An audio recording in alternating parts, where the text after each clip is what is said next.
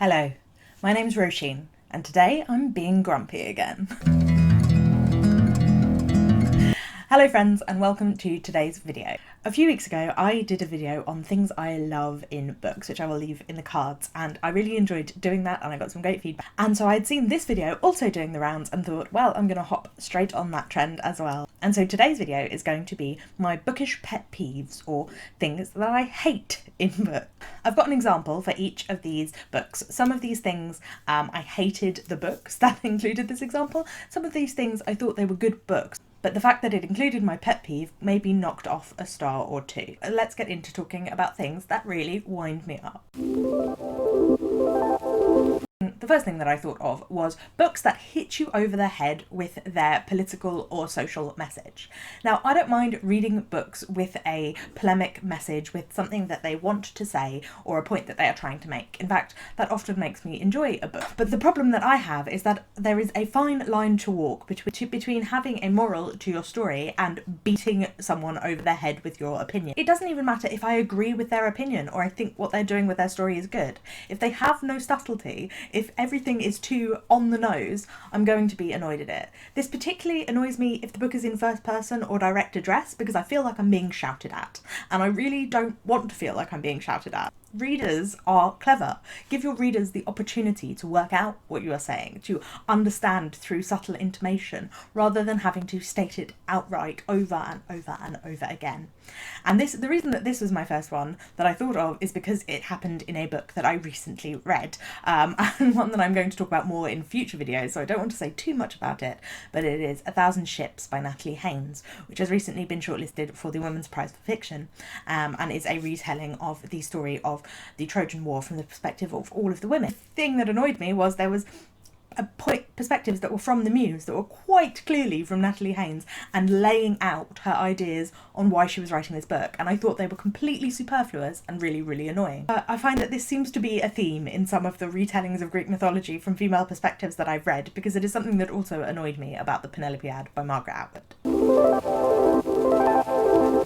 The next things on my list is endings that feel really rushed, or wrap up too quickly, or feel not properly planned. You have the build-up throughout the novel, you have everything being set up to make it towards the ending. Hopefully you're wanting to get towards that ending, or you are really tense about what that ending might be. And then when it just happens like that, when it happens too fast, when it feels like this person had an excellent idea and didn't know how to finish it. It's almost like when you're a kid and you woke up and it was all a dream at the end of your story. It just really annoys me because it makes me feel like I've wasted all of my time. Like there was all of this lead up and nothing came of it, or the rug was pulled out from under me right at the end.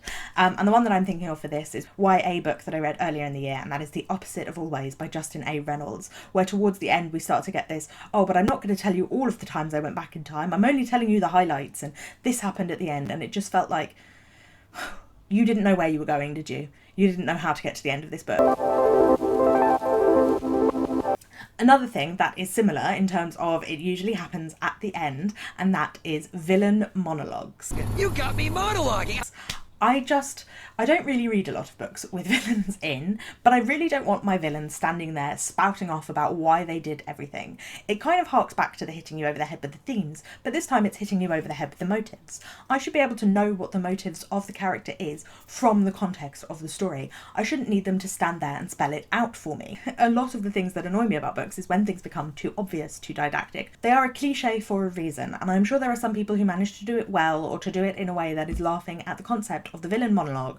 But when I read The Woman in the Window by A.J. Finn, it really didn't feel ironic, the fact that he had someone standing on the roof in the rain telling the person why they were doing the things that they were doing. And overall, it just feels like you don't trust your reader enough.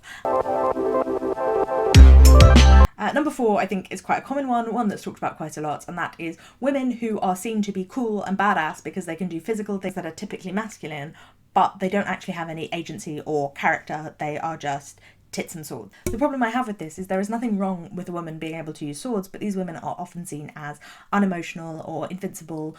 They have no other dimension to their character. And the example that I thought of for this is Upon a Burning Throne, which I have an entire vlog of me reading. The women in this book are often warriors, often very physically strong, often exist in worlds where there are in kingdoms where there are only women and women are in charge, and there's a lot of very on-the-nose description of how women can do things that men can do. But the actual women in the book don't make any choices and just have babies.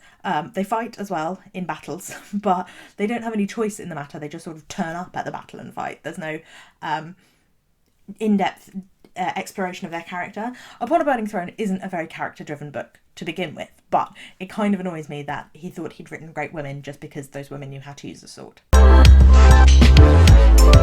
Another one that annoys me though is mopey main characters. Now, I don't, generally speaking, have to like a character in order to enjoy a book. There are a lot of books that I like where all the characters are terrible. The Great Gatsby, Brideshead Revisited, Secret History.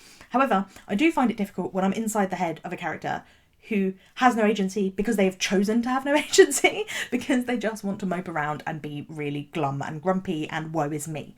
It's so hard to understand why this particular type of dislike for a character really puts me off a book, but it just does. There's something about it that rubs me up the wrong way. Richard in The Secret History is really annoying, and yet I still like the character. I still like the book. So it's not that the characters are annoying that bothers me. I think it's that the characters don't make any decisions or do anything for themselves. They have to have other characters constantly like pushing them towards things. It's one of those things that I've not really thought through, but it just grinds my gears. And the example is Mary Bennet from The Other Bennet Sister, who was just so annoying and so superior, but also did fuck all during the whole book. So that really put me off the whole thing. Another one that's character-based and also is similar to the women who are only cool because they have swords, and that is women characters who are mostly boobs. So there are books that I have read that are supposed to have women at the forefront to be the main characters, and their progression is what the book is about. And by mostly boobs, I mean women characters whose major character attribute is their sexuality. I don't have any problem with women being sexual in books or women using their sexuality in books at all, but when the women are boiled down to that and nothing else, that really annoys me. For example, Funny Girl by Nick Hornby. This was supposed to be a book about one of the first women in sitcoms in the UK. She was a comedic actress, she's hysterically funny. She also happens to be drop dead gorgeous and have massive tits. Well, the thing that bothered me about this book is that we never see her being funny. We never see her being good at her job. We never see her being clever. The only thing that she is allowed to use is her sexuality. And in every single scene that she is in, her breasts are described. And it's one of those things about how men write women, you know, where men write women as boobs. But the thing is that it doesn't just happen in books written by men. I also feel like it happened in The Seven Husbands of Evelyn Hugo by Taylor Jenkins Reid. Evelyn Hugo is a slightly more complex character than the girl in Funny Girl, but at the same time, there is not much more explored about her than her sexuality. And while sometimes this is interesting, I feel like there were more difficulties in her life than needed to be solved through her sexuality. It felt like the reason that it annoys me is because it reduces these characters to 2D characters. I love historical fiction. It's one of my favourite genres. I absolutely love reading books set in the past, a wide range of past. What I don't love is books that put a rose-tinted view on what the past was like. I know, of course, that a lot of general understandings of historical periods are shaped by our Victorian or later representations of the past, which aren't exactly true. So there are things that happened in the past that we don't necessarily know about, and I like it when those things are in books. But what I don't like is when it's just seen as, oh, see, everything was lovely in the past and nothing bad happened. And the thing that I'm thinking of here is The Mitford Murders by Jessica Fellowes, which made it so that servants and these rich families, they were obviously best friends. There was no class distinction. They just wanted to get on with each other. And the fact was that it was even more annoying because it was following the Mitford family, the father and two of the sisters of whom were fascists and Nazi supporters. And so it puts this really rose-tinted view on what the past was like. It makes it fall flat. It makes the history not feel real. And I know that that was a cosy mystery, and maybe that's not what people were wanting from a historical fiction, but I read another historical fiction cosy mystery that was entirely different and showed a different view of the past that is not what was portrayed then. When I read historical fiction, I want some truth to it. Not just wanting stuff that's nice and fluffy, but in the past, because I feel like it makes it that sort of nostalgia for the past, which is a damaging part of our political landscape, become also part of our artistic landscape. And another thing about historical fiction that often annoys me is casual anachronisms, things that don't make sense. Now, I'm not going to be able to catch every single anachronism because I'm not a historian, and even a historian would be focused on a specific time period and so would not necessarily know anachronisms from different time periods. The other thing is that if there are anachronisms that are purposeful, that are used in a way to be part of the plot, to lend humour, to make it easier for a modern audience to understand, then I like them. I can enjoy an anachronism in that way. But I feel like it's a tightrope, again, a very fine line to walk. And there are some times when you add an anachronism that adds to the historical setting, or when you are actually portraying a historical time period just different from the way that we think that the historical time period would be, but you are in fact being quite accurate.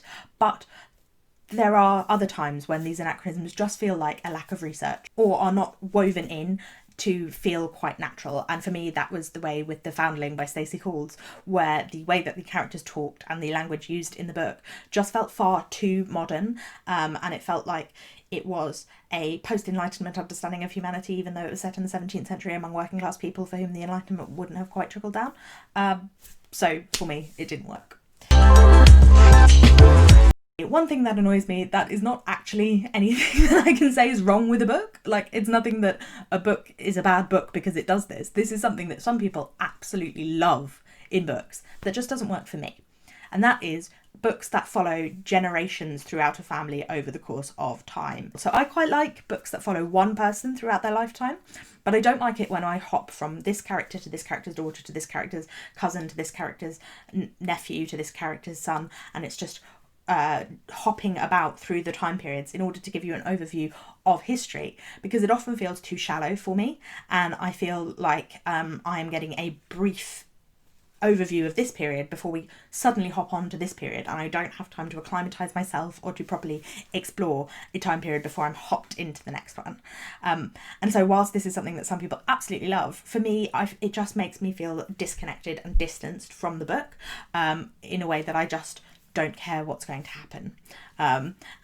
So the example I have for this is Pachinko by Min-Jin Lee, which I know is an incredibly popular book and lots of people really, really loved. And I can understand why, because the writing was great and the characters were great, but I just feel like hopping constantly is too disjointed for me, and I just can't make my way in the book. That is my list of 10 things that really annoy me when I'm reading a book. Some of these things will only knock a star off, and some of these things will cause me to DNF.